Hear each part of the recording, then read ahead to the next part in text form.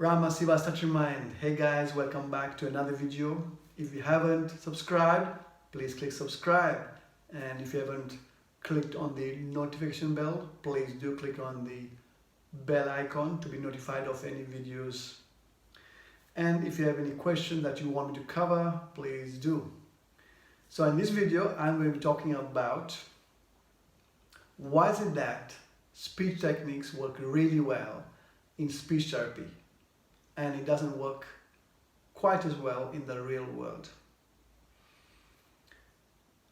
That is exactly what I found in my 30 years of being in speech therapy. I had started quite early on at the age of 8, and I was in my speech therapy session with my mom and the speech therapist, and I would speak pretty well, pretty okay, playing with toys. And unfortunately, I would stutter back in class. And I was so aware of my stuttering that it made me such a quiet person because I didn't want to stutter. Fast forward 10 years on, I went to a speech therapy course at my hospital for 2 weeks where I learned a technique called slow speech. And it went something like this. The dog and the gerbil are said to make very good friends. So I practiced speaking like that for the 2 weeks. And then I practiced every day religiously in my car when going to college. And in that year, the stuttering wasn't that bad. I made some friends. I had left school, so people didn't know me as an out-of-control stutterer. Then in the following year, I started university. And I was the big bad world full of tigers, lions, and the stuttering pattern of speaking and avoiding reappeared in my life. And then I was an avoider, so I just didn't enjoy stuttering, so I didn't speak. Fast forward 6 more years until I was 25 years of age. So I started a new job at number 10 Downing Street. And I got the job because I was very good at what I did. But in terms of communicating, I felt very self-conscious about the stuttering. I would struggle on the telephone. And so I would join a program run by recovering stammerers. And on my first day, in the video which I published earlier this month or last month, you can see that I actually did not stutter. I may have looked very uncomfortable, but I did not stutter. I was in a room full of people who stuttered between the ages of 12 till the ages of 70 or 80. And they were all working on their speech. So I didn't feel threatened by the tigers and lions that are out there in the real world. So subsequently, for the next 10 years, I would struggle with the stuttering pattern of speaking and the holding back and the avoiding. That was my thing. So why the techniques did not work for me? All the techniques do are to build your confidence in your ability to speak. I could speak to my cat at the age of 11 perfectly well because I wasn't threatened by a tiger or a lion. My cat was a pussy cat, a sweet little cat. She may scratch me, but she didn't do much else. She wouldn't have bit me or eaten me alive.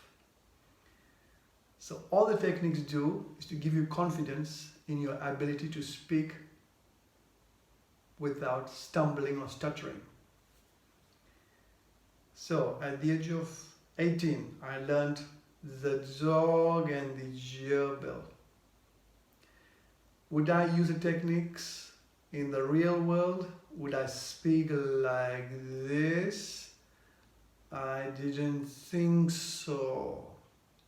And because I didn't speak like this in front of my friends or my classmates, I didn't give myself the chance to become confident in my ability to speak using this slow speech technique.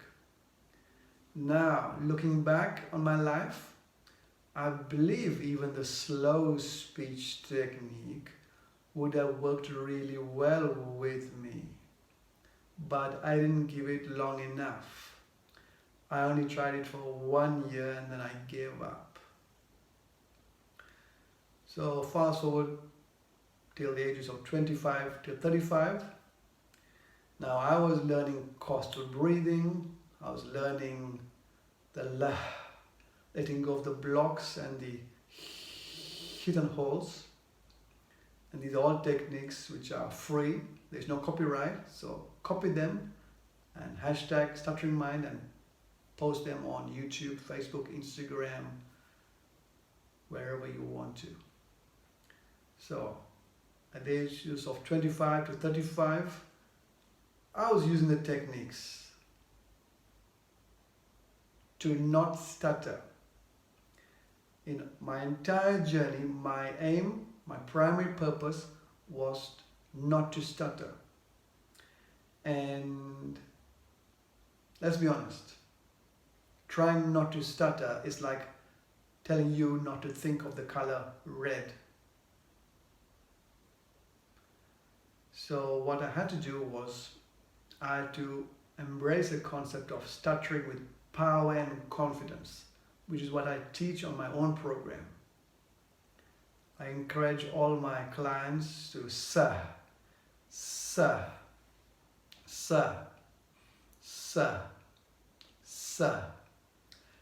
with power and confidence. Because once you stutter with power and confidence, then your subconscious mind will see that you're no longer controlled by your stuttering mind and that you're free from the opinions of other people. So going back to the slow speech technique, which I didn't use in the real world. If I had used this technique, then I would have gotten free much sooner. So with this letting of the block techniques, it's not as invasive into your personality as the slow speech technique. So you just have to master 2 things. One is breathing from the belly and not from the chest. If you have a belt around your chest, remove it. It is used to hold up your trousers. And second thing is to learn and become a master of the letting go of the block technique. And the most important thing is for you to realize that you don't stutter on every single word in every single situation. You stutter some of the times. And if you're going through a period where your stuttering is out of the world, take a moment and reflect. Why are you stuttering?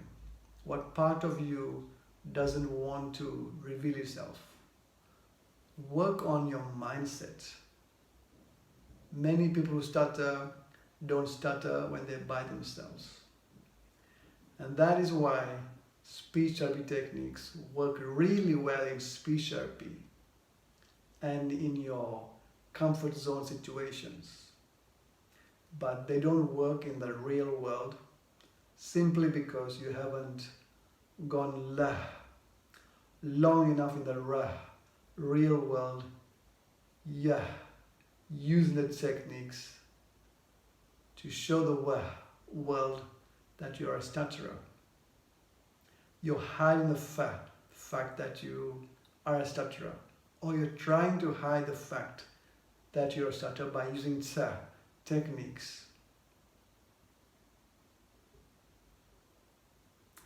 I hope this video has been of use. If it has, you know what to do. Click a like, and I'll see you on another video very soon.